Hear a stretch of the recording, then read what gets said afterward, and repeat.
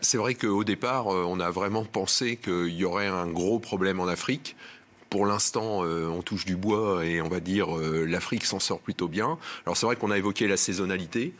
On pense que de toute façon, les températures plus élevées sont défavorables au virus, ça, ok.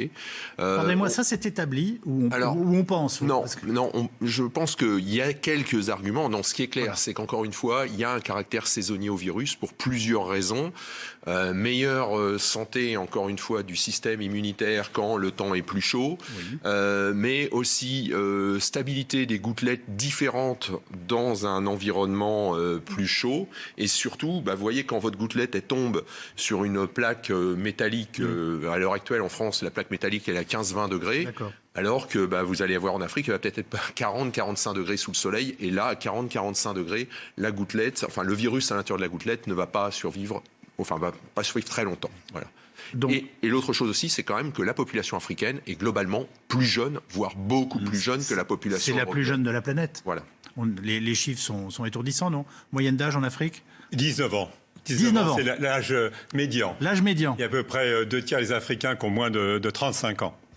Mais ce qui est quand même important aussi, il faut dire les choses, c'est que dès qu'on parle de l'Afrique, on disait les types seront absolument incapables, etc. C'est faux. Qu'est-ce qu'ils ont fait? Ils ont fermé les aéroports, ils se sont pris en charge, ils ont donné un certain nombre de consignes. Bien sûr que dans les grands centres urbains, il y a des difficultés de confinement avec l'économie informelle et autres. Mais simplement, l'Afrique, ils ont quand même bien réagi. Alors on a toujours l'impression qu'ils sont à la traîne, qu'ils attendent. Ils ont tellement bien réagi que ce sont des dizaines de milliers de Français qui faisaient la gueule à Marrakech ou à Abidjan ou à Dakar parce qu'ils ne pouvaient pas rentrer en France. Parce qu'ils ont vraiment fermé le truc. Et à partir de ce moment-là, ils se sont pris en charge. Et le véritable problème de l'Afrique, ça sera moins... Je veux dire, on dit toujours, oui, mais on ne sait pas, etc. Mais dans les hôpitaux, c'est vrai qu'en Afrique, il n'y a que deux médecins environ pour 10 000 habitants, contre 35 médecins en Europe. Il y a certainement, d'ailleurs, c'était il y a quelques années, on plaisantait toujours en disant qu'il y avait plus de médecins béninois en France qu'au Bénin. Mais je veux dire, la réalité, c'est que l'Afrique n'est plus l'Afrique qu'on imagine aussi il y a 10-20 ans.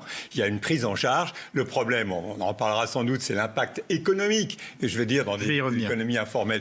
Mais la réalité, c'est que l'Afrique a bien réagi. Donc, il y a effectivement, il y a les classes d'âge, la jeunesse et autres, qui est moins affectée par le coronavirus. Mais sauf qu'il y a le problème de déscolarisation, les enfants ne mangent pas, etc., etc. Donc, il y aura d'autres impacts. Mais l'Afrique a bien réagi. C'est un fait, c'est une constatation, il faut le dire. Eh bien oui, il faut le dire, c'est important.